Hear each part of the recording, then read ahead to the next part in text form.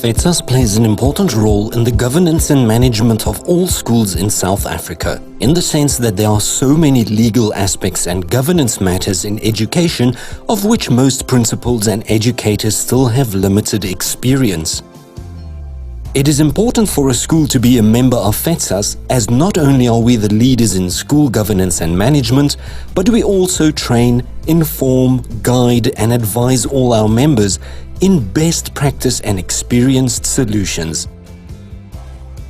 Who is FETSAS?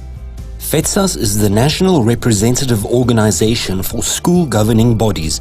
FETSAS informs, organizes, mobilizes and develops its members to achieve and maintain the highest international standards in school governance and management. We advise within the public and private educational sectors, focusing on the foundation, intermediate and senior phases.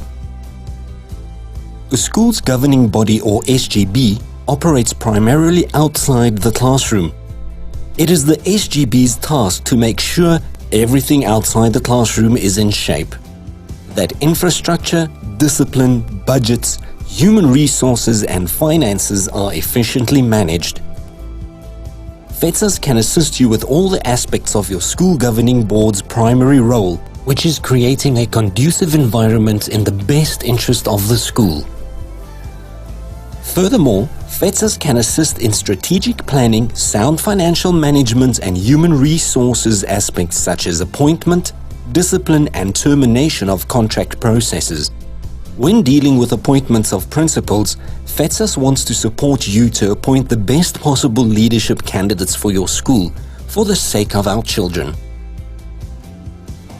Be a part of FETSAS and know that you are part of a larger community that will always provide you with the latest information which is accurate and reliable.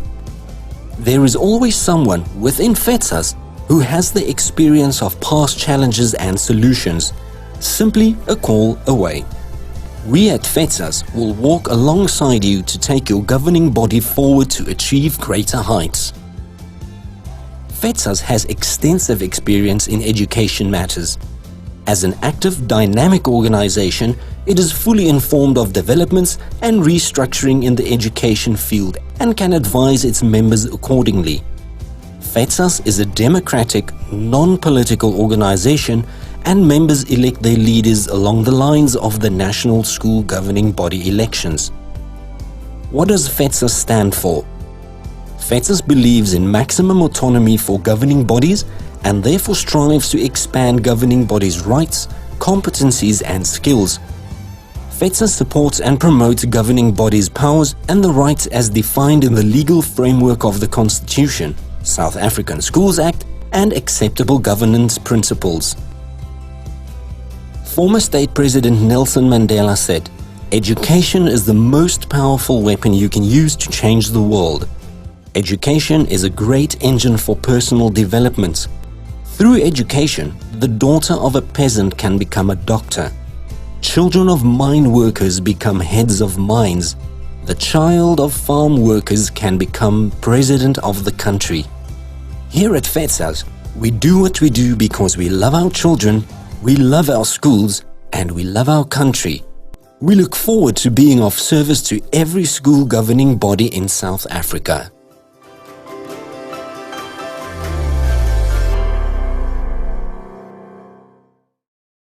Goeiemiddag almal, welkom by hierdie sessie vandag. Welcome everybody to this session of this afternoon. Let me just get all my slides ready for you. There you go.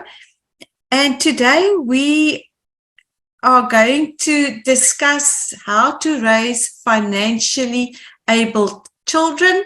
And Riaan van der Bergh is going to host this session together with Theo Kitshoff. But before I hand over to them, let us just start with the ATMO. Here are the contact details of all our managers. Hier is die kontakbesonderhede van al ons bestuurders. En kyk asseblief, heel onder aan die bladsy het ons nou ons onafhanklike skole ingesit. En die Kombrink, wat ook die bestuurder is van Limpopo provinsie, is ook die bestuurder nou van ons onafhanklike of dan nou privaat skole. So kyk asseblief daar na sy kontakbesonderhede en dan ons aanbieder vandag is Riaan van der Bergh. Daar is sy kontakbesonderhede. So you can contact Riaan there where it says Centers for Technology and Finance. There is his contact details. And then, as I said, our presenters today is Riaan van der Bergh from FETSAS and then also Theo Kitshoff from Sticitt. Riaan, with that, I'm going to hand over to you. Dankie Ilse, thank you, good afternoon, goeiemiddag. It's lekker om 'n paar bekende gesigte te sien. Welcome to this Fintalk session. If my voice sounds a little bit hoarse, it's not because I'm singing in a club tonight, it's because a little flu bout hit me in the last few days, so I'm feeling much stronger, but yeah, not at full strength. Today we're discussing something very important, close to my heart, close to everyone's lives, I guess. If you are financially active, you do probably a lot more transactions than you think, and you've got to think finances.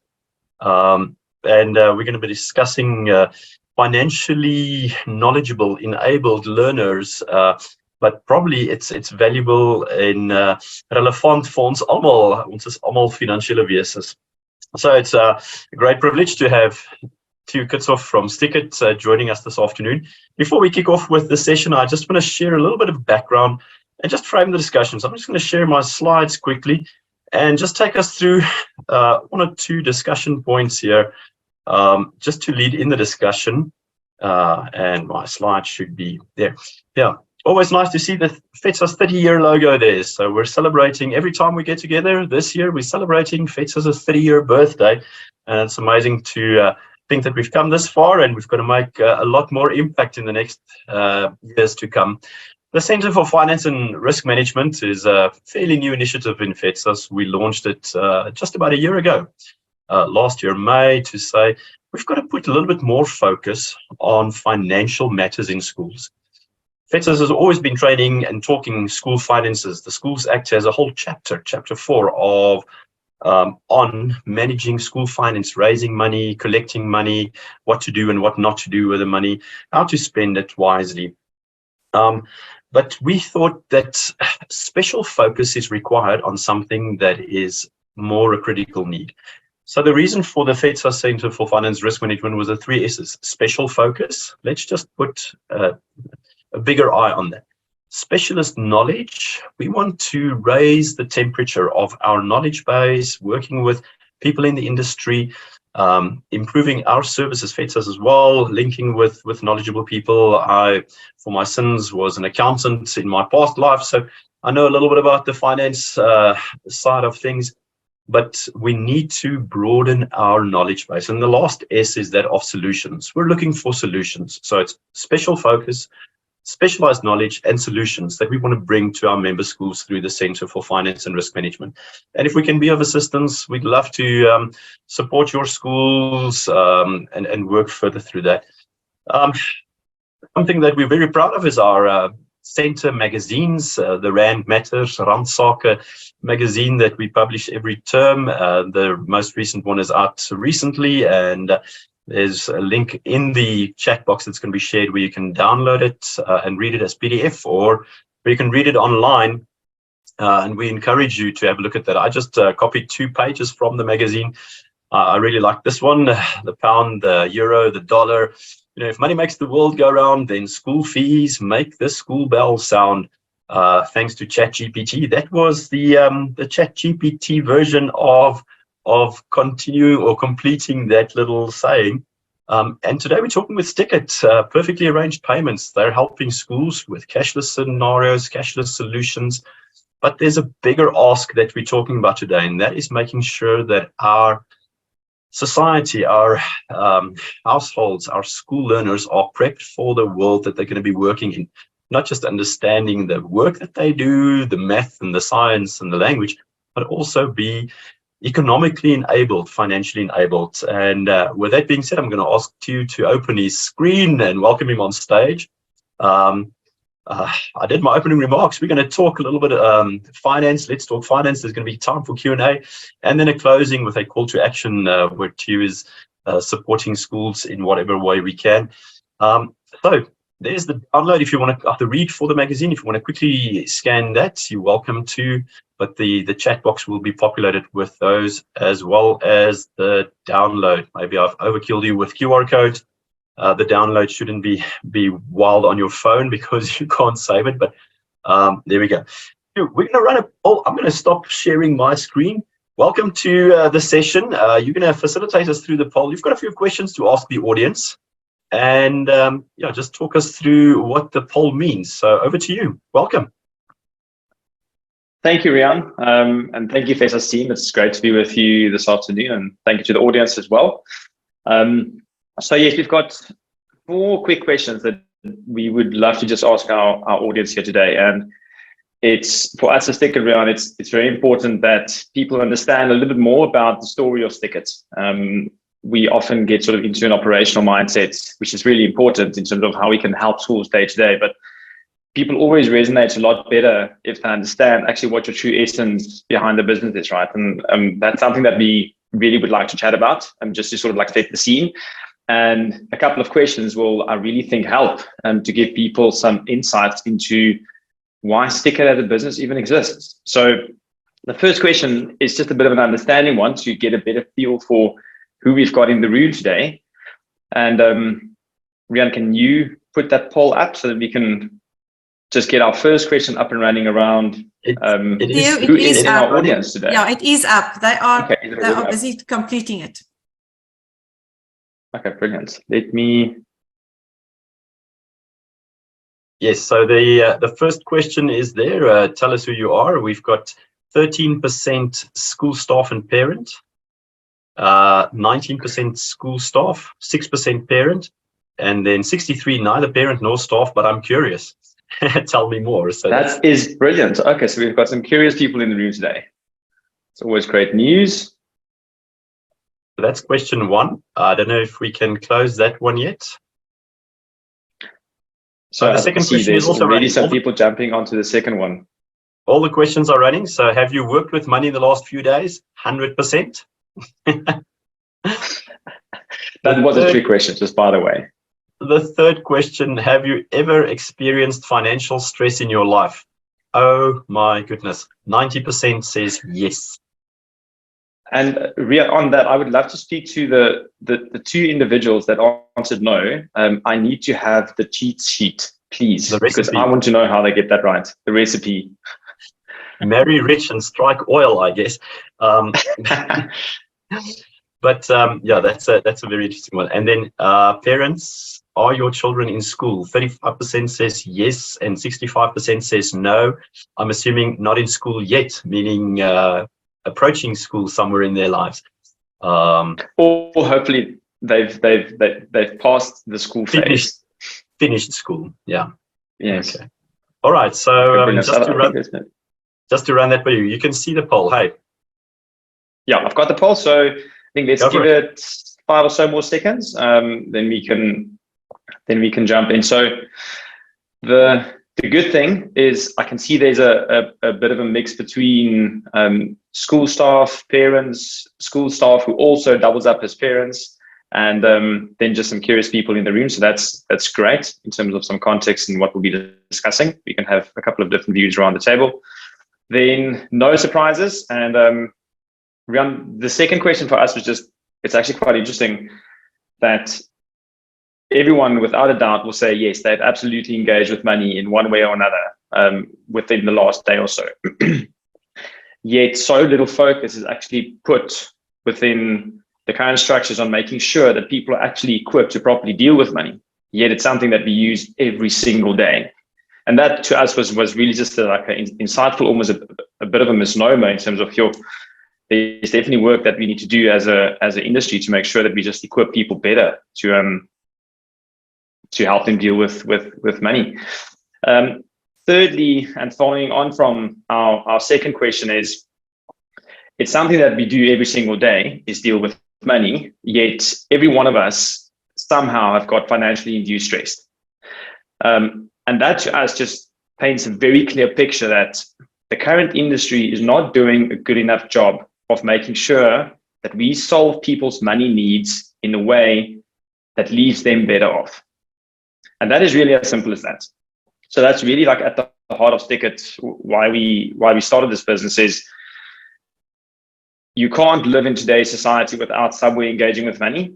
And the way that we build money solutions really needs to be of such a nature that people at the end of the day benefit from those solutions. Because if we can do that, then it means we will touch everyone somewhere down the line and we can have really great impact. But if we are not careful with it, and if we are not responsible in terms of how we build money solutions, it can really be extremely detrimental to society. So, I mean, that was question 2, and question 3, just sort of how we were thinking about this long ago when we decided to go and register that BTY to get going. And fourthly, to your point, so the 65% of participants that the kids are not in school currently, either hopefully they'll go to school or hopefully they've been through school. But school is really the cornerstone of society. And if we want to do something that properly equips the existing youth market, schools are the perfect partners to work with. They touch every single kid's life in one way or another as they progress from kids to becoming young adults and to actually making decisions themselves as they grow older. So for us, sort of those questions were really key in what we as Sticitt wanted to do. Is we wanted to really make sure that money serves people. We wanted to make sure that we focus on the youth market, because if we can help the current youth market be better money equipped, then hopefully we can give them a chance of solving the problems that they're going to have to face in their generations to come. And every one of us, we've said that everyone has experienced some financial stress one way or another. And if you can help people not endure unnecessary financial stress, imagine how much more you can do in your life. So right. For us, that was sort of a extremely important. And the interesting thing for us was also, Riaan, it's not rocket science. That's actually the scary thing about it, is in order to properly know how to work with money and alleviate some of the unnecessary financial stress in your life, it's really basic habits that you need to pick up. But those habits needs to be taught at a very young age, and it needs to be ingrained in how you live every single day. Then you won't have those issues down the line. But some people, it's just interesting on average that people don't get around to picking up those good habits. And the only stat I'll actually raise today, just in terms of this whole discussion, was the Bank for International Settlements recently did a study around financial literacy worldwide. And the study came back in terms of how they related financial literacy to financial stress. And there's a very high correlation between the two. And the study found that in the highest income economies, there was still a 73% financially induced stress component within the general population. And that rose to 97% in informal economies and in developing economies. So sure. The problem is real, right? It's a massive problem that's touching everyone in some way or another. Some countries more so, some countries less so. But it's a big issue that we need to solve. And in any case, so it's basic habits, and we also believe in learning through doing. We're not a fan of giving someone a bullet point list and say, here you go, figure that out. We much more of the view that if you can actually build products and services that people can experience on a daily basis, and that will teach them the good habits, it's a much better way of actually going about ensuring people are properly money equipped and that they've got the good financial habits to make sure that they know how to deal with money. And then, I mean, as I said, lastly, the reason why we're here today and the reason why we're working so closely with Fintalk is schools are still the cornerstone of this whole discussion. If we work with schools and if we can help schools and support schools get properly back to teaching, then we actually stand a chance of making sure that we can build a money equipped and just in general, a properly equipped youth market that can go and solve the problems of the future that's still to come. So yeah, just a little bit of a background. I think an insight that not many people actually know about Sticitt. We're not just a school payments platform. It's much bigger than that. And our ambition is to really participate in a much more significant sense, to partner where we can to help make sure that we build a generation that doesn't struggle with the same issues that our generation are struggling with. Theo, the world that we live in is changing very fast. In fact, faster than I think we're ready for. Disruptions are hitting us left, right, and center, and I'm not talking about pandemic. If it's not Checker 6060 and other means of economic changes. 2 years ago, there was no scooter in my neighborhood, and now I know the scooter drivers by name. So the world's changing very fast. ChatGPT is a disruption, and that's just one set of AI that's affecting our lives. The systemic world that we live in, and I want to come back to the finances, is changing very fast, but the system that we teach our learners in is not as agile and as mobile to change. Many schools do a lot of things because we know it's good. We do a lot of rugby, cricket, hockey, netball, debate, choir, chess, and everything, which is not a CAPS curriculum compliance issue. We do things because it's good for our children. Are you saying that because the world is changing so fast, we should look at how the financial world is changing, which has been age old? I mean, money and money matters is not a new thing, but the way the money matters world changes is affecting our children. Are you saying, and I'm hoping the answer is yes, that we should possibly put a little bit more focus on not just making sure they pass the accounts and economics test, but teach them life skills over and above what is required to make sure that they are not financially stressed at a later stage? And what responsibility should school, parents, and probably the industry play in making sure that maybe we should have an investment club at school, and along with the robotics and a rugby club? Is that the thinking that Sticitt is going along and saying, how can we help schools to train learners financially? So, Riaan, you touched on a good point. I think schools are already overwhelmed with a lot of things that they need to contend with. They've got extremely complex stakeholder environments. They deal with parents on a day-to-day basis, which is not easy. They've got kids that they need to look after. They've got the partner that they need to keep happy. They've already have got enough on their plate. What we're saying is, as an industry, we feel that as financial service providers, we need to put up our hand to make sure that the products that we deploy into the market is of such a nature that it equips people to actually better deal with money.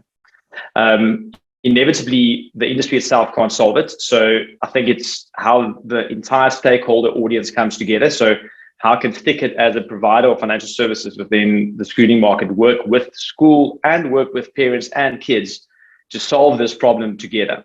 And what we really want to do is we just want to stick up our hand and say, schools, we've got your backs, and parents, we've got your backs, because we know as a school and as parents, you've got enough that you need to deal with. And we would love to take sort of over a little bit of this complexity and make it our problem, so that, one, we can help you on the journey to building a money-equipped youth generation. And two, tell the school you don't have to actually add anything in terms of your learning outcomes or things that you need to try and focus on.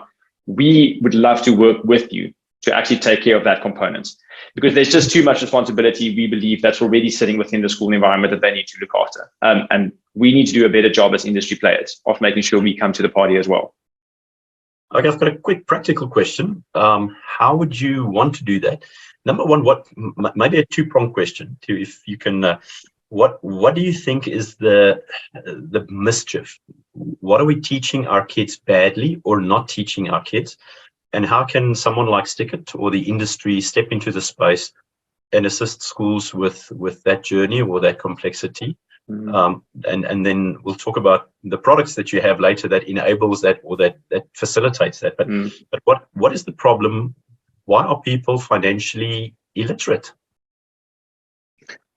So yeah, it's an interesting one. I don't think it's an issue of parents necessarily doing something badly or wrongly, but I think it's parents just not necessarily being aware of how important it is to ensure that those basic money skills are taught to kids at a very young age.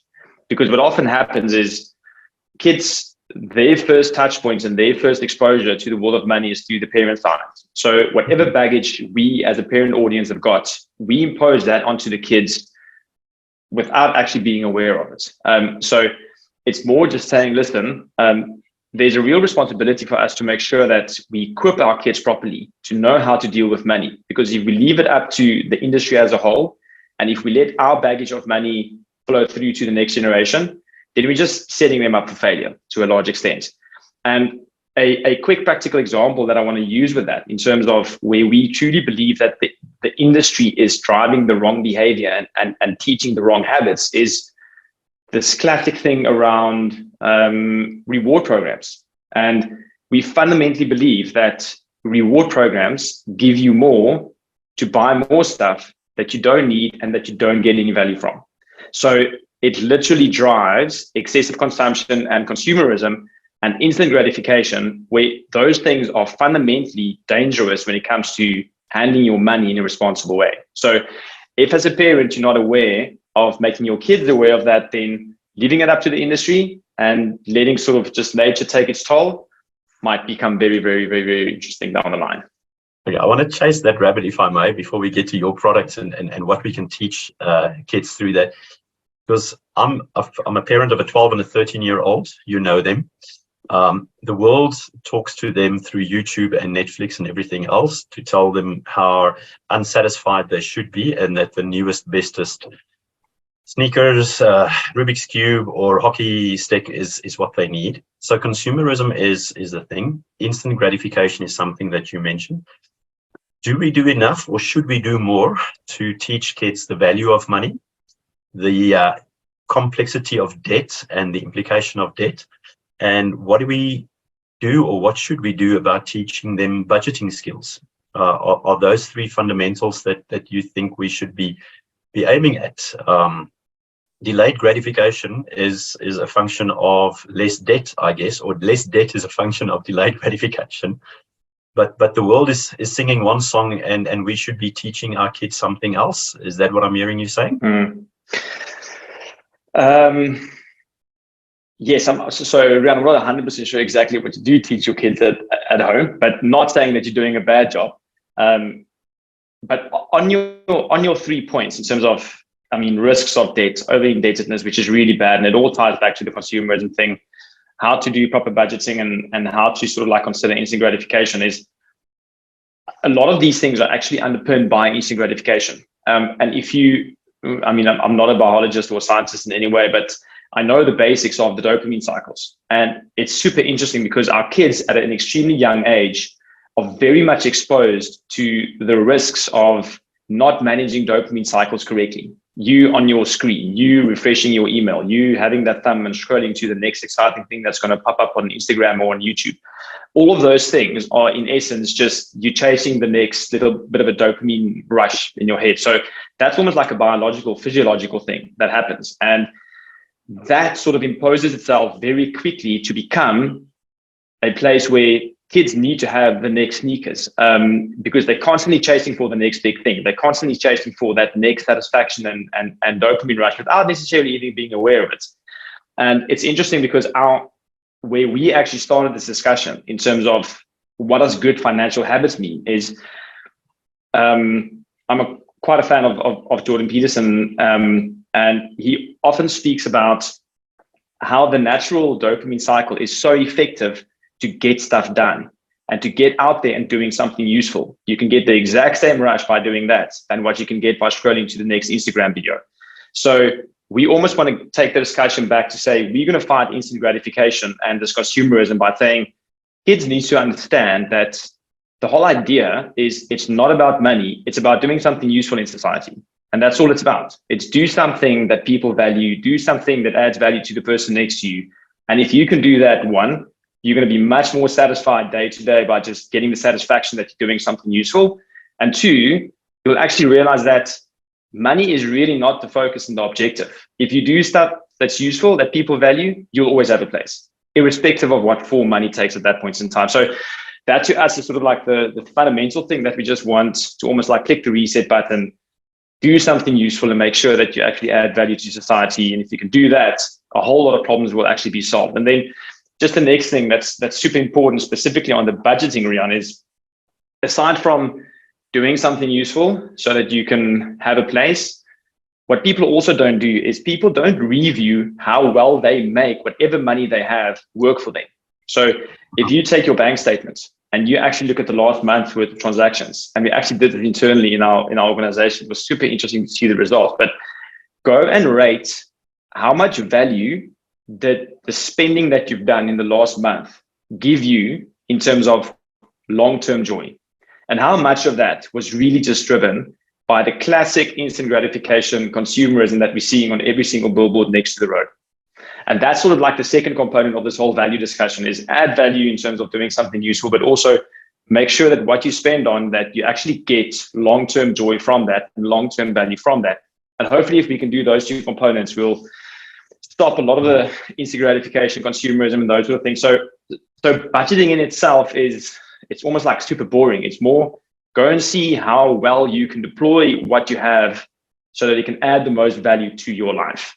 I want to jump in there quickly, and I want us to get back to two things. I think we can get very philosophical because I love that, and I think there's a lot of long-term joy, purpose, and identity that kids need to learn.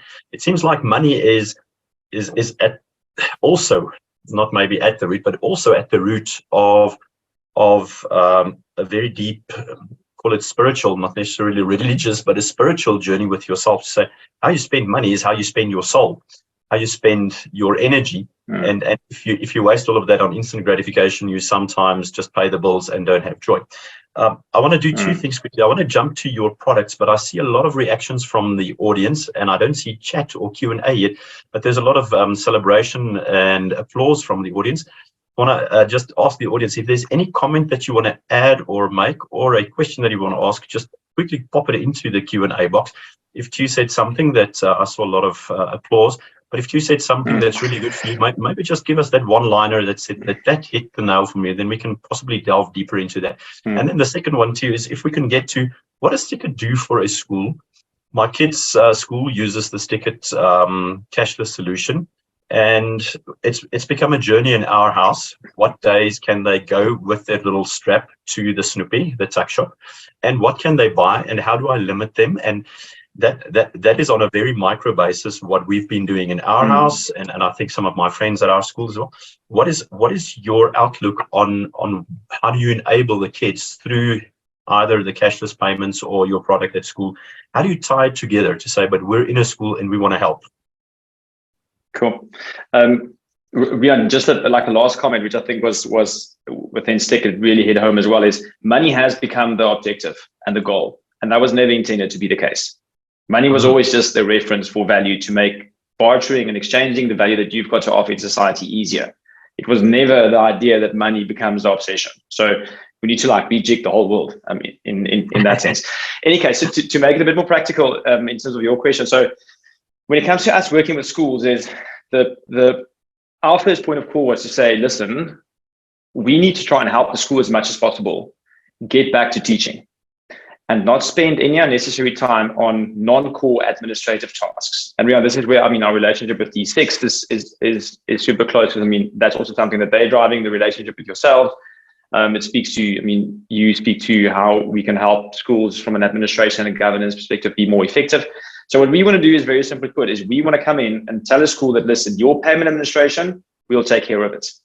Because school sits with insanely complex finance offices. You've got debit orders, EFT, credit cards, you've got cashless providers on campus, you've got applications where you can do project payments through, you've got, there's a myriad of different payment options out there.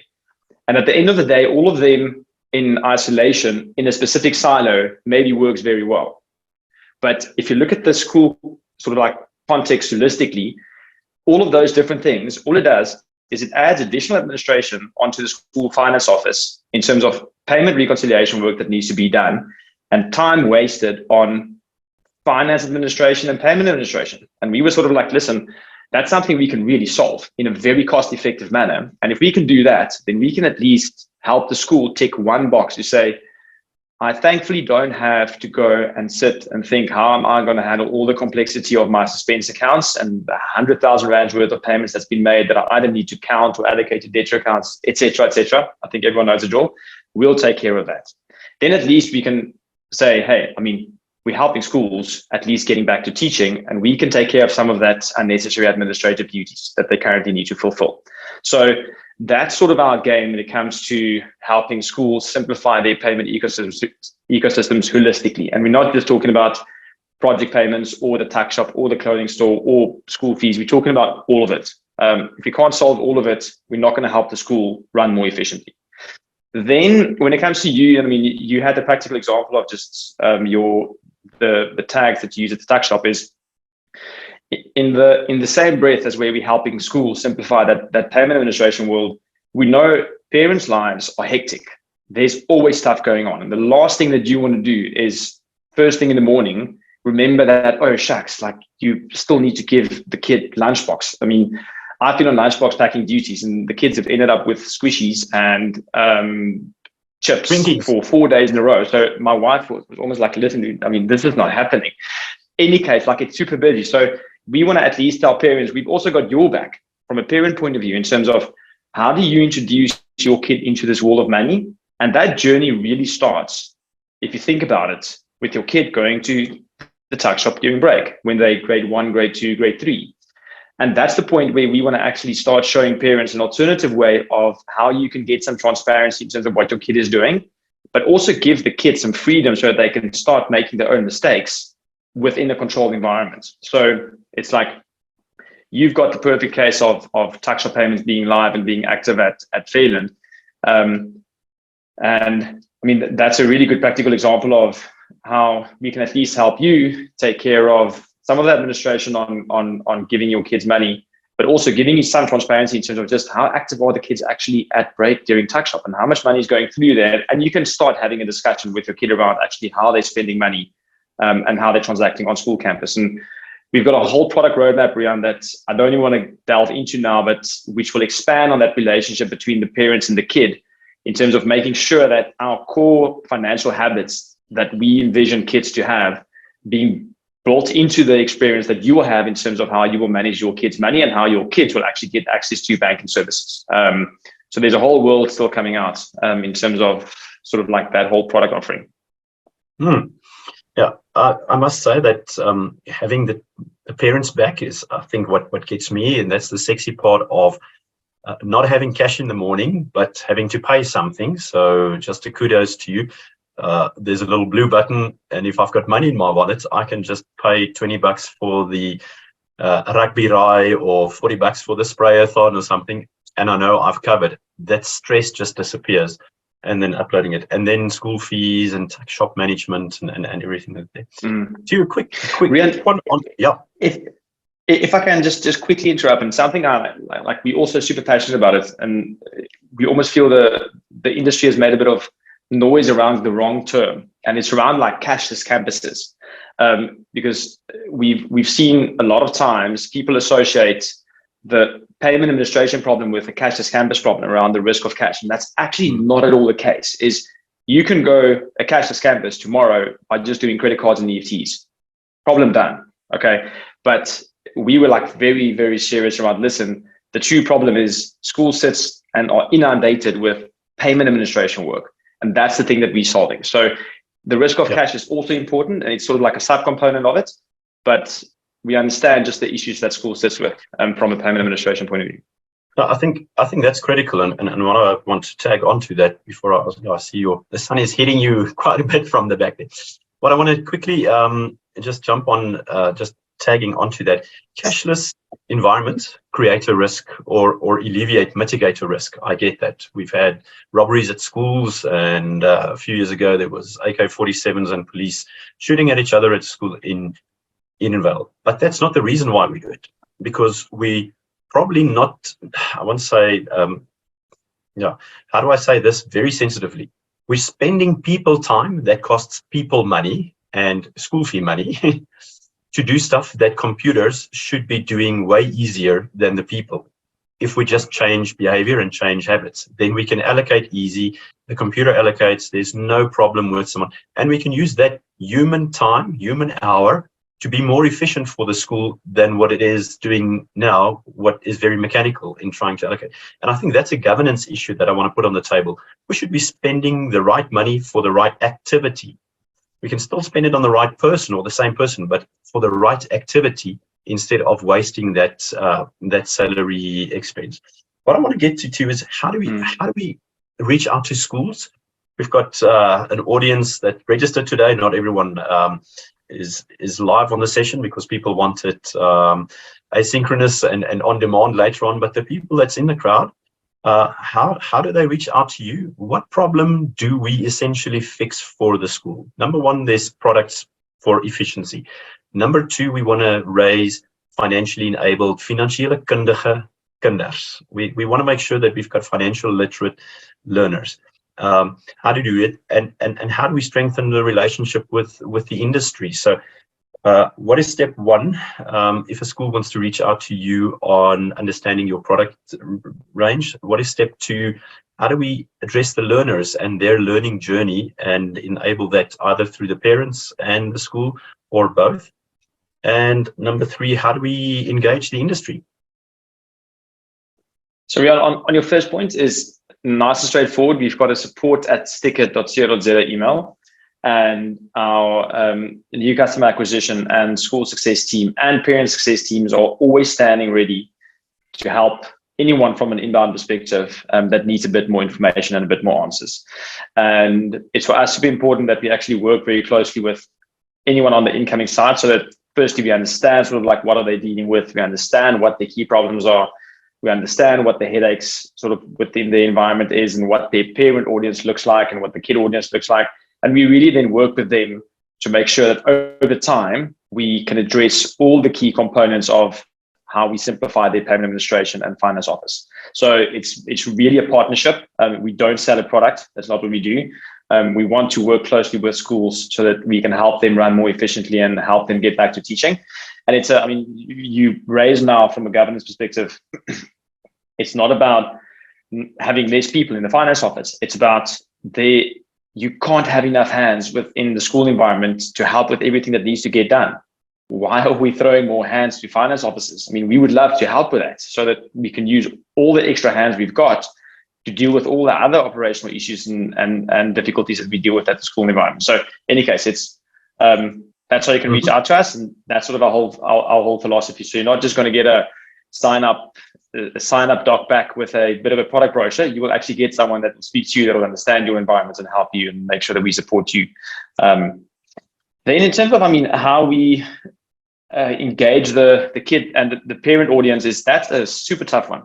And I think I'm the last one in this room to tell the people in this room how difficult it is to deal with parent audiences within schools. It's super complex, right? So all I have to say is it's not something that you just switch on. We completely get that.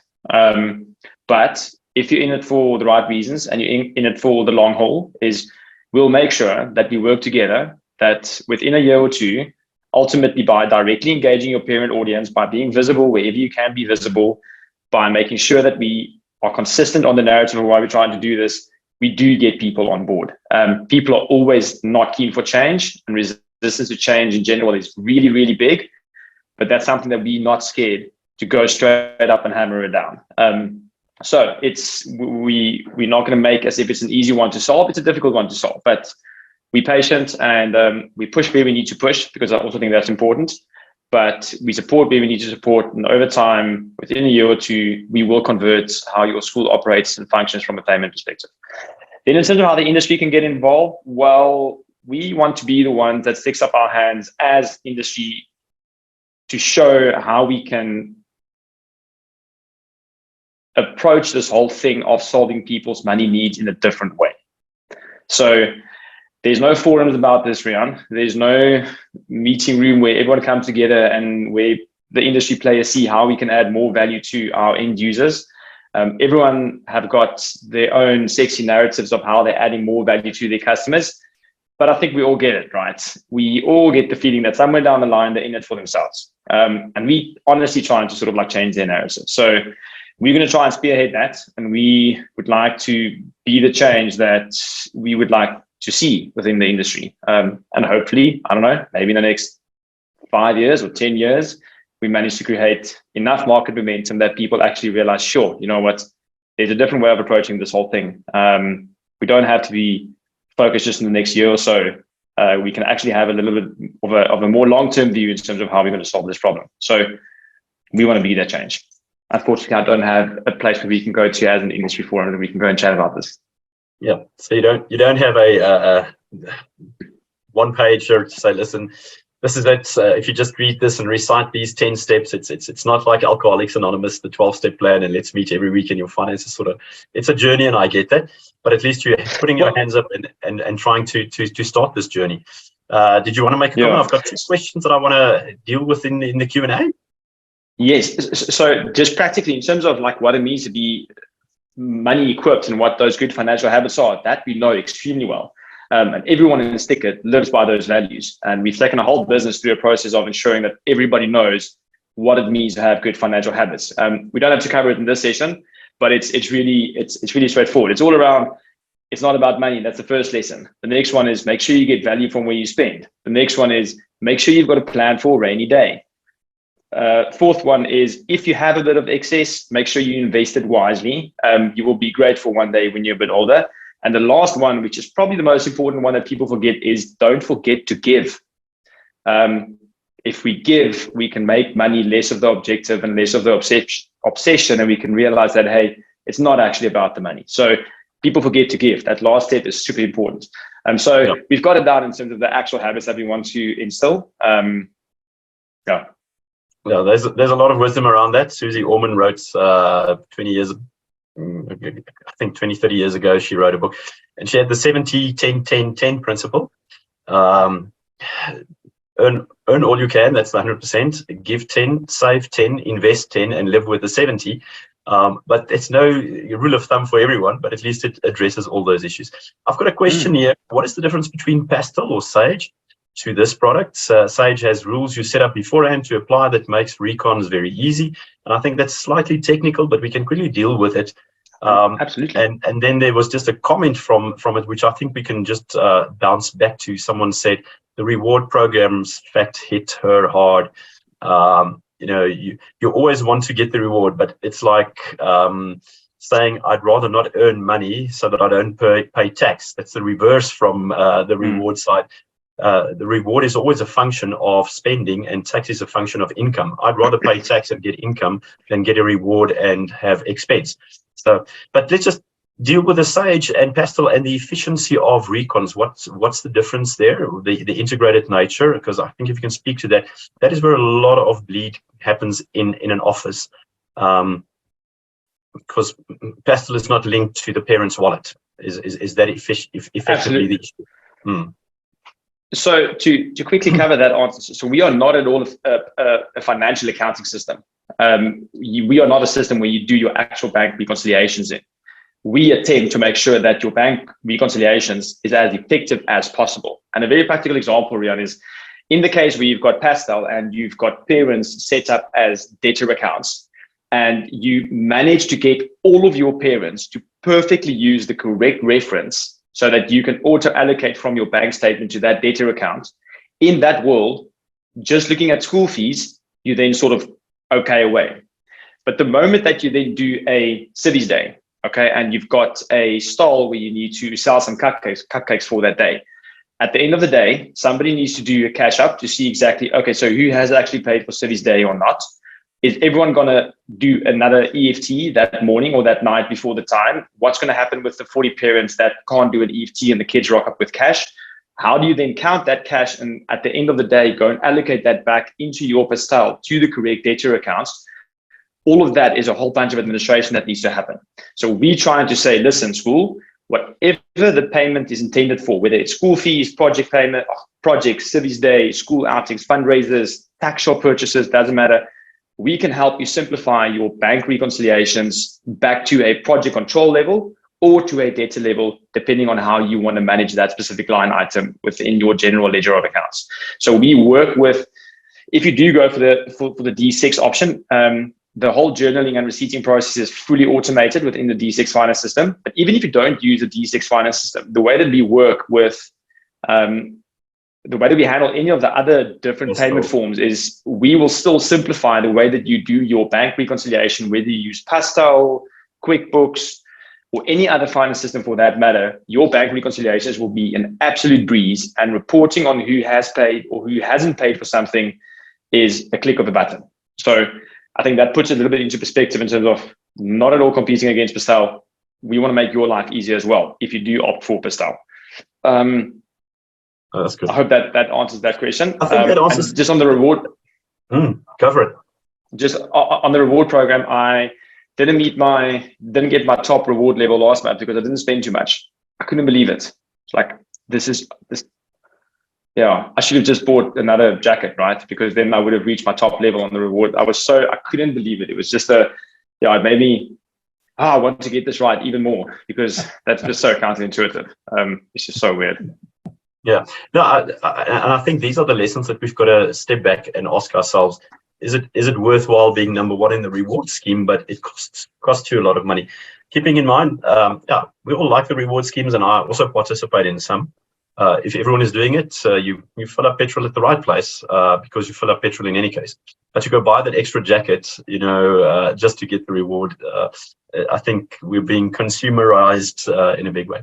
I think we're going to close the session too. It's a little bit over time. We still have the full audience here. I don't see any more questions in the Q&A, but I want to thank you. That's really been an invaluable session talking about what we should do and how we should think possibly differently. There's a lot of applause from the audience. Thank you for that. Even a little hartjie and everything. Baie dankie julle. And I think we'll have to take this discussion further. I think it's important for the adults, but very important for the kids. And I think we should challenge ourselves to see, what do we teach kids?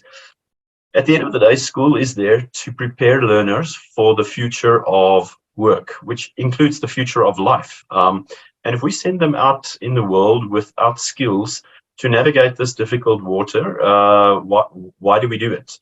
And I think we should possibly think of, how do we get more entrepreneurial? How do we understand tax and investments and insurance? And, these days everyone understand, load shedding and inverters and solar, because it's a felt need. But there's a financial pandemic around us in any case. 97% of people stress about money in emerging economies, if I heard you correctly. So that's a very big mental pressure that our learners are growing up in, and they're slightly in a bubble up until they start having to make their own money and pay their own bills. So if we can make them resilient, I think we've done good. So thank you for your effort in this and your focus on this. A lot of good comments in the Q&A in the chat box. Thank you for that. We will make sure that this is on YouTube very shortly, and if you want to reference it to your parents, you're welcome to do that. Make sure it goes out. Let the good message go out that we want to raise financially enabled kids.